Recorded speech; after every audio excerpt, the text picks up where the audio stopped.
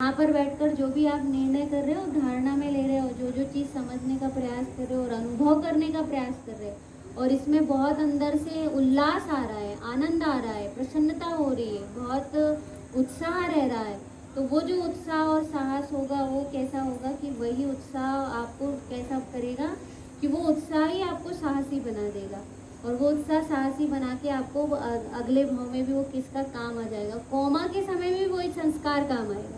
इसलिए अभी कुछ करने लायक नहीं है, नहीं सोचना। इस समय भी हम चाहें तो क्या कर सकते हैं, गहरे संस्कार डाल सकते हैं। किसको?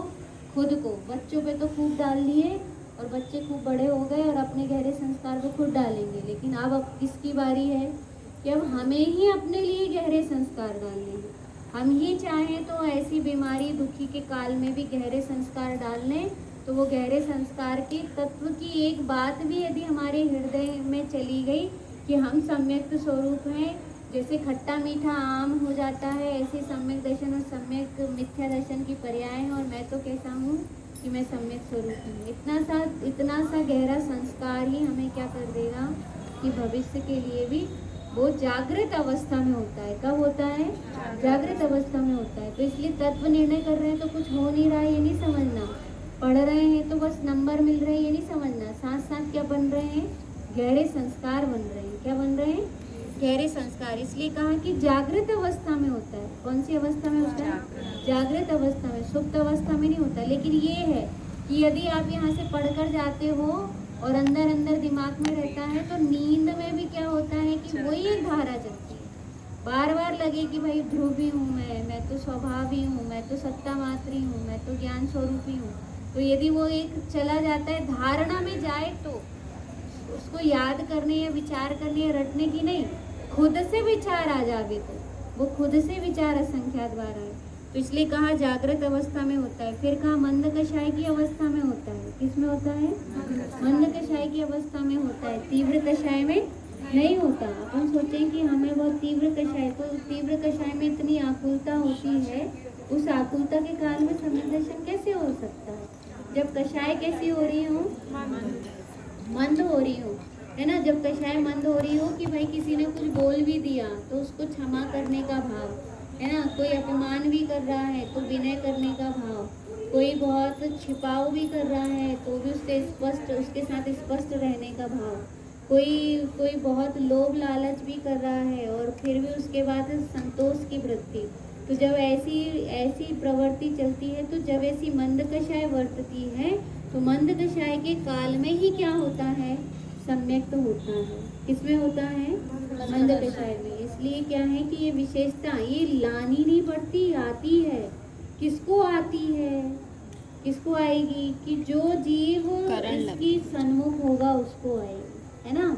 जो जीव क्या होएगा कि जो जीव सम्यक के सन्मुख होगा, जो जीव आत्मा के सन्मुख होगा। किसके सन्मुख होगा? आत्मा के सन्मुख होगा। सम्यक के सन्मुख नहीं होगा। किसके सन्मुख होगा?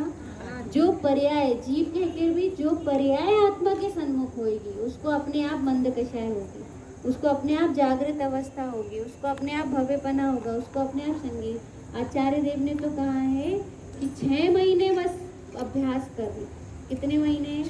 6 महीने बस अभ्यास कर, और तुझे न सम्यक हो तो ऐसा होगा ही।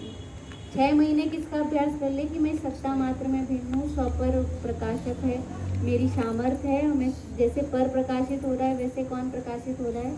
स्व भी प्रकाशित हो रहा है। मेहनत कर से तात्पर्य एक अंदर से उत्साह ले आए।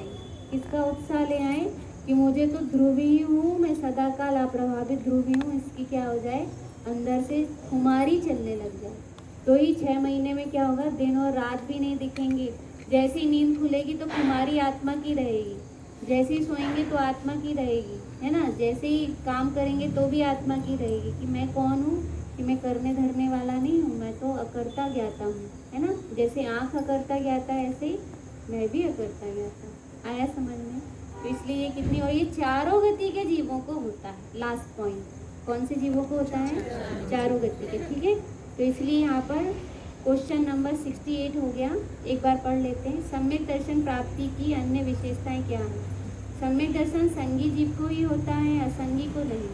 भव्य जीव को ही होता है, अभव्य को नहीं। साकार ज्ञानोपयोग पूर्वक ही होता है, अर्थात होशो आवास में जागते हुए को ही होता है, सोते हुए को, बेशुद्ध को नहीं। मंद कषाय की अवस्था में ही होता है, तीव्र कषाय की अवस्था में नहीं। सम्यक दर्शन चारों गति के जीवों को हो सकता है। इस प्रकार सम्यक दर्शन की अनेक विशेषताएं होती हैं।